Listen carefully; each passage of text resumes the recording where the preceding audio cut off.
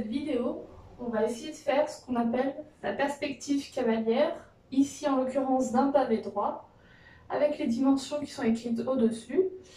Et la perspective cavalière, c'est juste une façon de représenter le pavé afin d'avoir l'impression qu'on le voit en 3 dimensions, voilà, qu'on le voit vraiment comme dans la réalité. Je vais commencer. La première chose à faire, c'est de regarder la face qu'on a envie de choisir en premier, de tracer en premier. Et dans ce pavé droit, je vais choisir la face rectangulaire de 6 x 4, par exemple. Donc je vais le noter là. La face avant, dans une perspective cavalière, et la face arrière, c'est à peu près les 2 seules choses dans les 6 faces qui sont respectées au niveau des dimensions. Donc, si j'ai décidé de commencer par celle qui fait 6 x 4, je trace un rectangle de largeur 4 et de longueur 6. Donc, voilà pour ma face avant, qui a les dimensions en vraie grandeur. 4, 6. Ensuite, quand on a ça, on va essayer de tracer ce qu'on appelle les arêtes fuyantes. Fuyantes, ça veut dire qu'elles fuient vers le fond, en fait. C'est ça qui donne l'impression de profondeur. Donc je commence, je vois qu'il y a 6 et 4, et bien l'arête fuyante, ça va être celle de 2 cm. Par contre, une arête fuyante, c'est jamais en vraie grandeur, c'est toujours réduit. Donc après, c'est à vous de décider. Si vous voulez faire 2, ça risquera de faire une impression un peu trop grande, trop profonde par rapport à la réalité.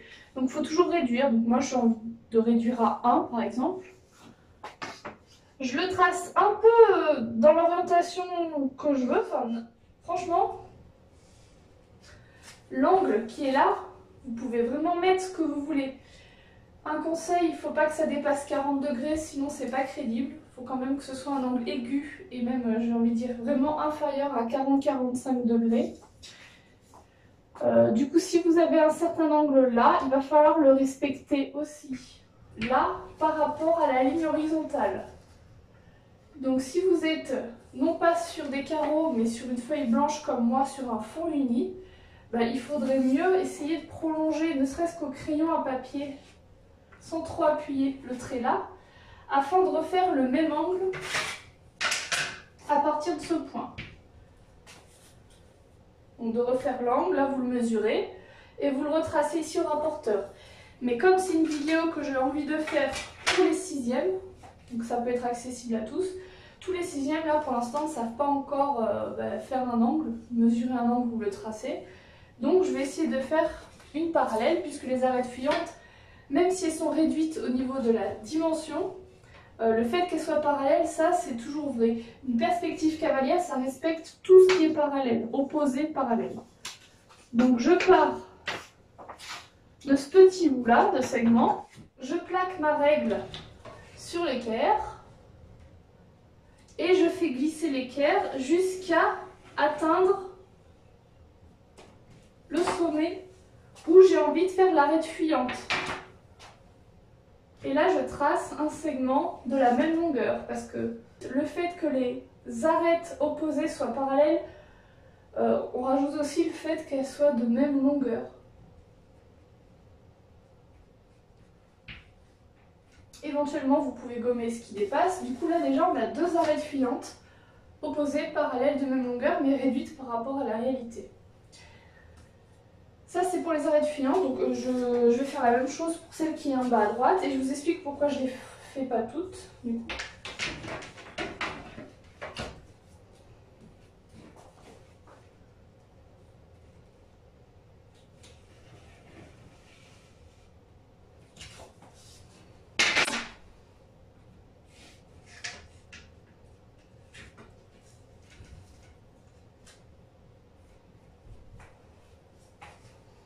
Les autres arêtes, en fait, si vous avez compris un petit peu le cours sur les perspectives cavalières, les autres arêtes, là, pour moi, en tout cas les petites, là, qui sont même pas à 2 cm, elles sont toutes cachées, elles seront pointillées. Donc, j'ai envie de finir avec les arêtes qu'on appelle visibles et que je vais faire en trait plein. Arête visible et en trait plein, vu que les 2 arêtes fuyantes sont faites, j'ai juste qu'à relier. Encore une arête visible, donc en trait plein. Celle-là. Donc ça, déjà, c'est pas mal au niveau de la première représentation. On voit déjà un petit peu la profondeur. Par contre, il manque tout ce qui est caché et tout ce qu'on va faire en pointillé.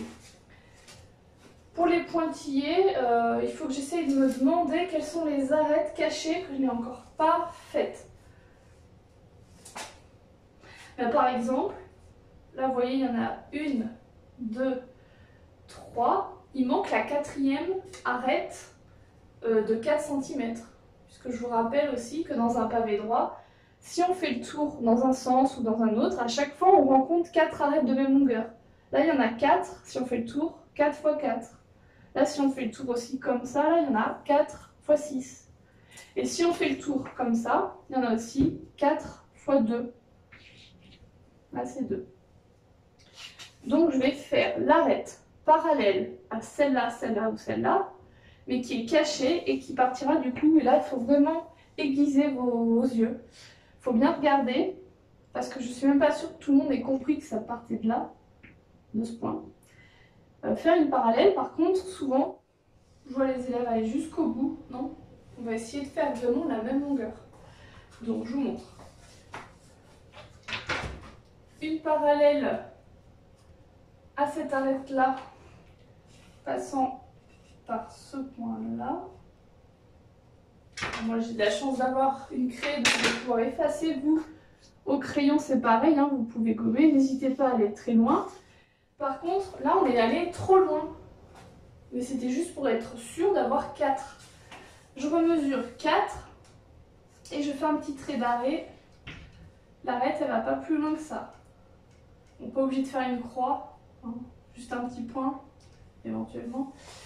Et du coup, quand on voit ça, intuitivement on se dit bon c'est sûr, on pourra relier aussi ce sommet à ce sommet là et ce sera aussi une arête cachée. Donc quand on a une intuition, il vaut mieux la suivre, hein. On le fait tout de suite. Et alors pareil, même intuition, une fois qu'on a ce point là, on a compris que c'était caché, on se dit à quelle arête, et surtout pardon, là je me trompe de mot, à quel sommet on peut relier ce point là à celui-là. Alors ça se voit, vous allez me dire, mais si vous ne voyez pas, faites comme tout à l'heure, demandez-vous quelle est la 4e arête qui n'a pas été faite. Et bien là, il y avait 1, 2, 3, il y en avait 3, et celle-là, elle n'avait pas été faite, donc il faut la faire. Et pareil pour le petit bout là, les 3 arêtes visibles, elles ont été faites, mais pas celle-là. Donc quand même, avant de terminer cette vidéo, il faut quand même que je mette les pointillés, puisque les 3 dernières là que je viens de faire, elles sont cachées. Donc il faut les mettre en pointillés. Voilà pour la perspective cavalière, ce qu'il fallait faire. À bientôt.